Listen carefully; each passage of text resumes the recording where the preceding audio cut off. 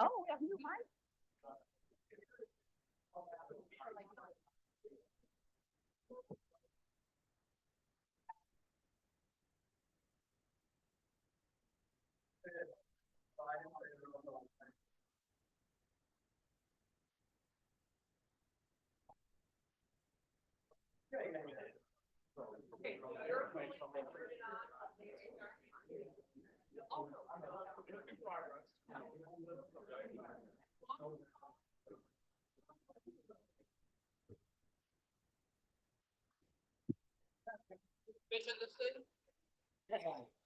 What? You switch seats? What, is this allowed to see? We have new mics, huh? We should work on getting new chairs now. You gotta switch again. Wow. I see. We should work on getting.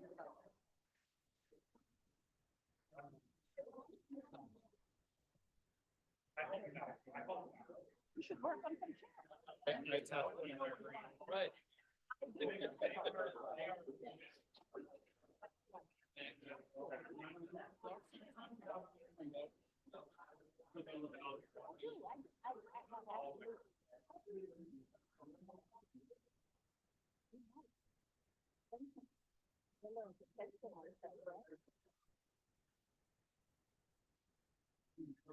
Yeah.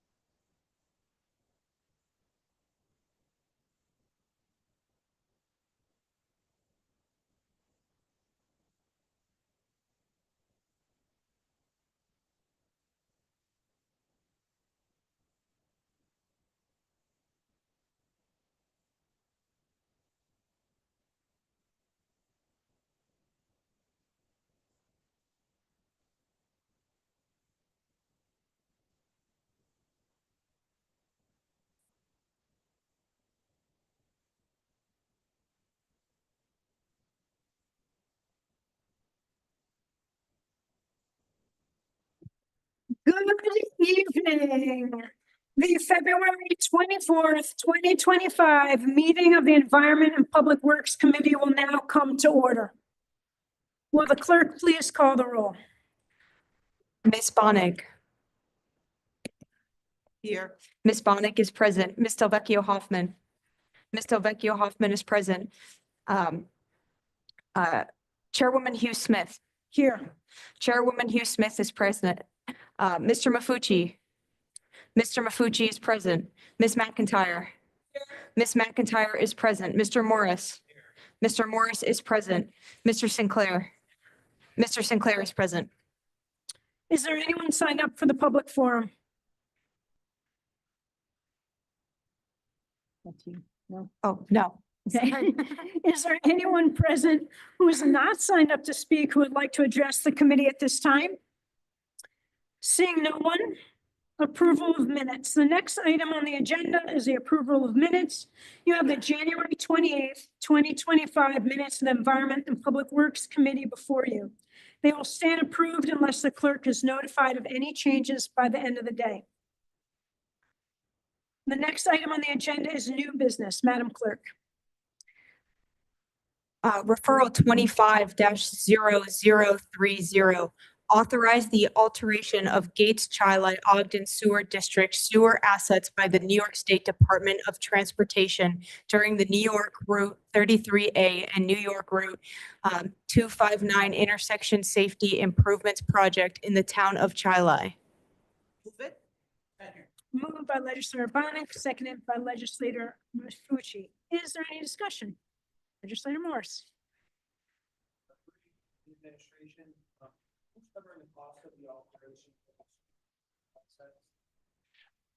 Through the chair, the work will be covered by New York State DOT.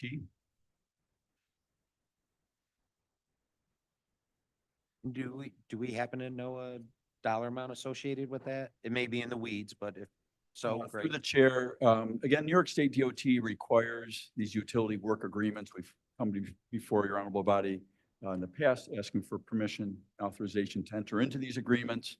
And there's 11 manholes in the project area, and they want permission to be able to adjust the frame and cover, and they'll replace those that may be damaged, but reuse the ones that are in good shape. Okay. Thank you. Thank you, Madam Chair. I yield. Any other discussion? Seeing none, all in favor, please say aye. Aye. Any opposed? Item carries. Next item. 25-0032, authorize intermunicipal agreements with Monroe County Public School Districts and Board of Cooperative Education Services for a food waste diversion grant pilot program. Move it. Second. Moved by legislator Bonnet, seconded by legislator Mafucci. Is there any discussion? Legislator Sinclair. Yes, through the chair, have you reached out to all the school districts in Monroe County about this program? Through the chair, we have not yet, but we do have an outreach plan. And we expect to reach out to the school districts tomorrow after the Ways and Means meeting. We will have a website that will be live. We'll have a fact sheet. We will also rely on the school board's representative that's on the Recycling Advisory Committee to reach out to the school district as well. So we will have a comprehensive outreach plan in place as we progress forward. And through the chair, will Cornell Cooperative Extension be involved developing any of the plans for this project in any way? I know they've done this in other places throughout the state. Through the chair, it's really up to the school districts that are interested that apply and that their grants are approved. It's really up to their means and methods in terms of how they want to develop and implement a program. They may rely on the cooperative extension as a resource, or hire a consultant, or develop a program internally. Okay, through the chair, what sites will be utilized in the county to process the waste? Through the chair, again, it's up to the districts to develop a program. There are no proposed county sites that would be utilized. They may rely on a private contractor to pick up waste and take it to a New York State DEC authorized food scraps recycling facility. They could develop a composting program on their own property if they so choose. They'll outline all of that in their applications that they submit for the grant. But again, it's up to the school district to determine where they want to take that food waste. Chair, will the county have any standards or expectation requirements in each of the IMAs? Through the chair, one thing that's very important is that we receive confirmation of the waste that is diverted. So there'll be semi-annual reports that will be required to submit to the county so we can assess the success of their program. Again, it's a pilot. That's why we've narrowed the participation to the 18 schools and 2 BOCES to participate in the program. And we have limited funding as well too. So again, as a pilot, we expect to learn the benefits of the program, diverting food waste from landfills, but also from the sewers as well. Through the chair, can the legislature be provided with copies of the IMAs? Through the chair, yes, we can. The chair, do we have any metrics or models that we'll use for baseline for these programs? Again, through the chair, since this is a pilot program, we're really interested in the level of participation that the school engages, whether it's through their curriculum, engaging students, engaging their staff that are working in the kitchens, whether it's pre-consumer or post-consumer. We've got a number of data points that we're going to be assessing. One once in their work plan that they submit, but also once they implement their program. Through the chair, have any of the interested schools, have they done any waste audits at all? So they know what they're gonna be working with? Through the chair, we'll find that out. With the applications, we expect to find out what level of information that they have available. We know some school districts have a program in place. Others, this might be entirely new, so the grants can be used to expand the existing program or develop a new one. Through the chair, can any waste, or can the waste audit be a condition of funding for these programs? Through the chair, the waste audits themselves can be quite time consuming and complex.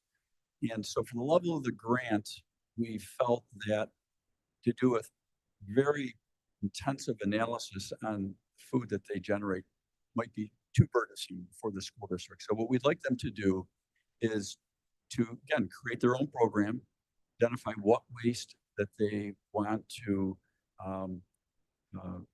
collect, and then quantify that. That's the most important thing, is to quantify that the waste that they have, that they're diverting from the landfills. And that's where we think the success in the program will be, is getting participation, getting the administration on board, getting the staff involved, getting the students involved.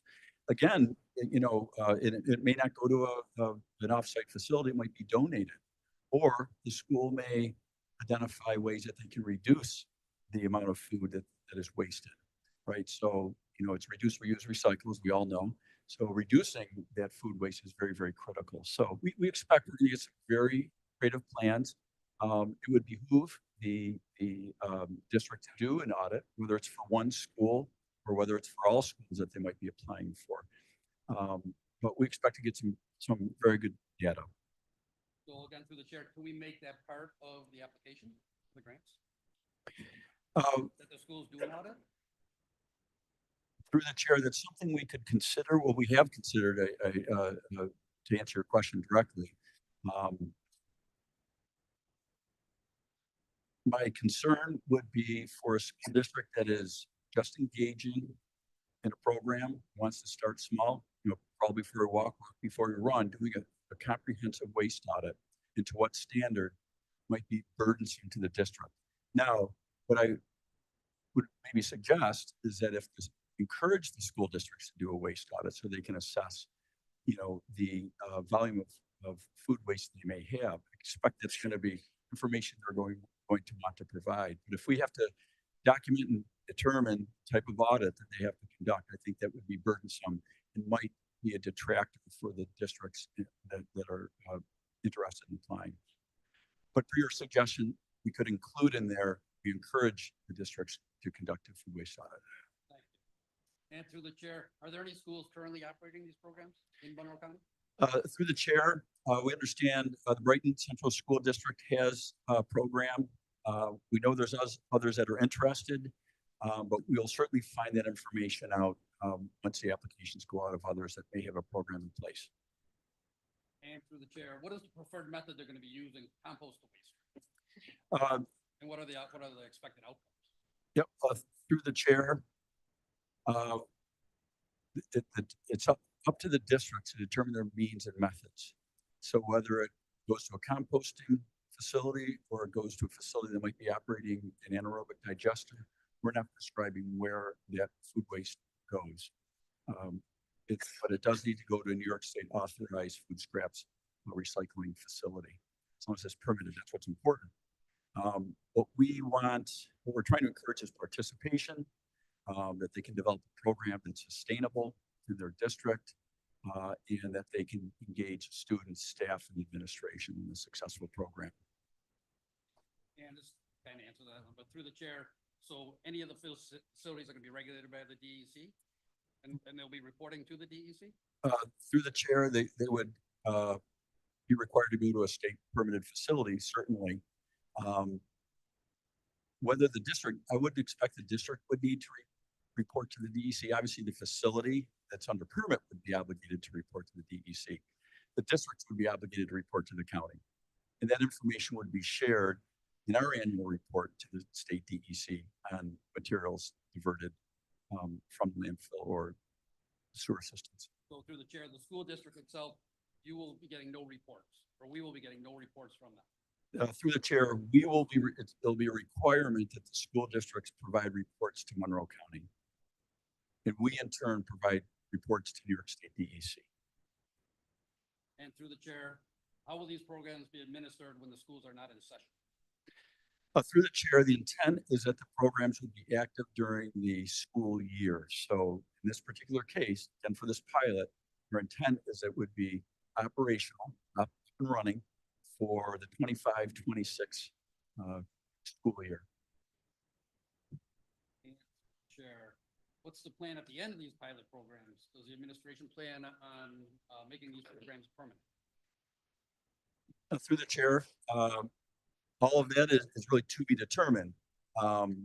This is a pilot, and the intent is to engage school districts in a program, develop a sustainable plan going forward. We can educate schools on where they might be able to identify and apply for state funding to keep a program going. But this is a pilot, and we'll determine the success of the pilot once we get the schools. Depending on the number of schools that apply and the results from their pilot will determine if there's any future participation going forward. Thank you. Through the chair, we know the schools are probably not the best recyclers in the world from our past, yours and mine. So trying to put something, a burden like this on them, do we not address the recycling aspects of it first? Through the chair, excellent question. Yes, and that is one of the questions that will be on the application. Do they recycle? Yeah, thank you. To the administration, would it be fair to characterize this program as an incentive program as opposed to a mandate? Through the chair, this is indeed an incentive program. Thank you. Commissioner Morris?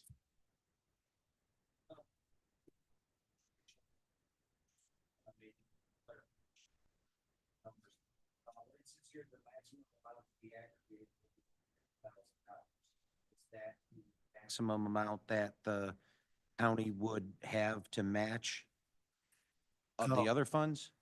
Through the chair, we have 50,000 budget in the 2025 budget from the climate initiatives line, and that's the total amount that we have available. And to disperse amongst the schools that submit a successful application. So that would be spread amongst the schools, shared amongst the schools that apply.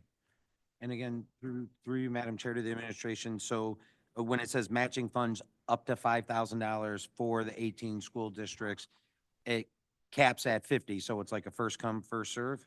Because then, I mean, that would be 90,000 if all Yeah, 18 said they Correct. wanted If all to 18 do it. wanted in and wanted 5,000, we wouldn't be able to provide 5,000 to each of the 18. So it all depends on the level of interest that we have. We're not going to exceed, plan is not to exceed 50,000. That's what we have in our budget. So if there were more than 10 that applied, we would have to evaluate each and every application. The intent is if we have, successful applications that we provide funding to all of them, it may not be 5,000, but the schools do have to match the funding. Their program might cost more, right? More than say 5,000 or even 10,000, say if they're matching it. But the school districts are obligated to match the funds, and the program is up to $5,000 per school district with a successful application. So again, through you, Madam Chair, to the administration, so the most an individual school district could receive from the county is $5,000, which means they would, well, if they were receiving 5,000, that meant they had 5,000 or more. But let's say their program, again, through you, Madam Chair, if their program was 20,000, they would only be able to have access to 5,000. Through the chair, dollars. that is correct. Yep, Yep. okay, okay. And again, Madam Chair, through you to the administration, you had mentioned one of the options is, the waste could be, hauled or whatever. So would the costs associated with hauling and tipping fees, if any, that would be something that, either this would cover, or if their program was a $20,000 program, there are very well going to be costs for hauling and tipping. Through the chair, exactly right. The intent is that would be an eligible expense. So if they procure a contractor to service a school district, they're hauling the material, taking it to a facility, and they incur a cost, that would be an eligible cost. If there's materials they need to purchase, say toters or buckets, they would be an eligible cost. Education material would be an eligible cost. Last question, Madam Chair, through to the administration. Is there you mentioned eligible costs. Is there a list that the administration already has for what is eligible and what is not eligible to be provided to the school districts in advance? That information will be included on the fact sheet that will be live and online. But again, it's hauling services, as you mentioned, again, through the chair, developing or expanding on-site composting operations would be a eligible expense. Developing educational material to support diversion efforts is another eligible expense.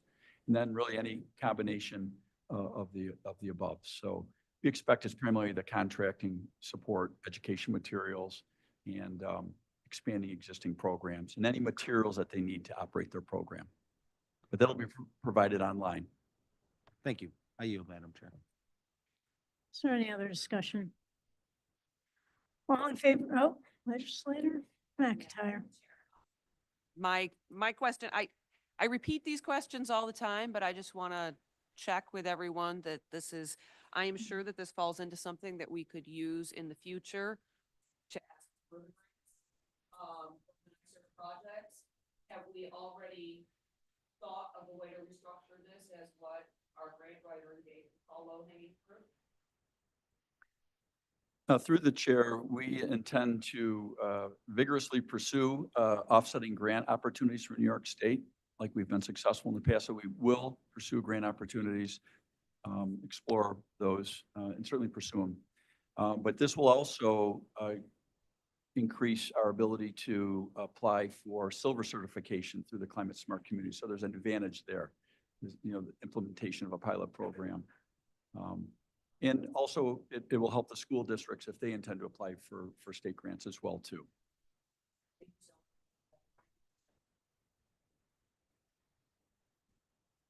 Legislator Madam Chair, Moore. I just want to explain my vote. I know there's a lot of information regarding this. I know there's a lot of questions that Legislator Sinclair has asked, and maybe some unsureties and some information that we're certainly going to be looking forward to. I'm going to vote yes for the purposes of proceeding this outside of this committee, and then certainly based on the information we receive would reserve what I do at full edge. Thank you.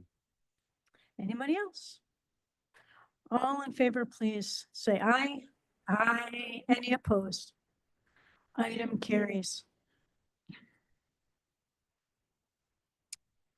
That leads us to new business or other matters, rather. So I have another matter, and so does the administration have a sense that the Bipartisan Infrastructure Act was basically canceled? What impact that's going to have on any of our programs or funding or hoped for programs? Do we have an analysis of that yet?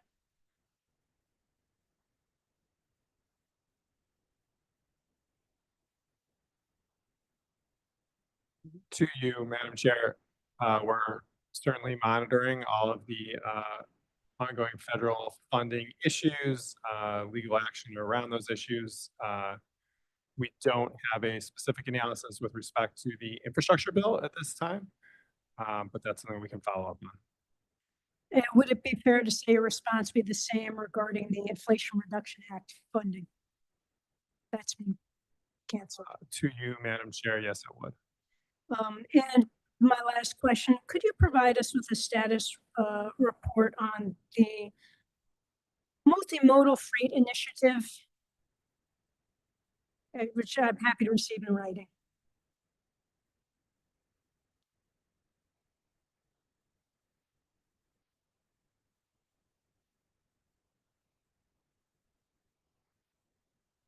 Madam Chair, we are working on a draft report. We will provide that once it is finalized. Great. And do we have a new expected date for completion yet? Because I think we've gone over it by many, many, many, many months now.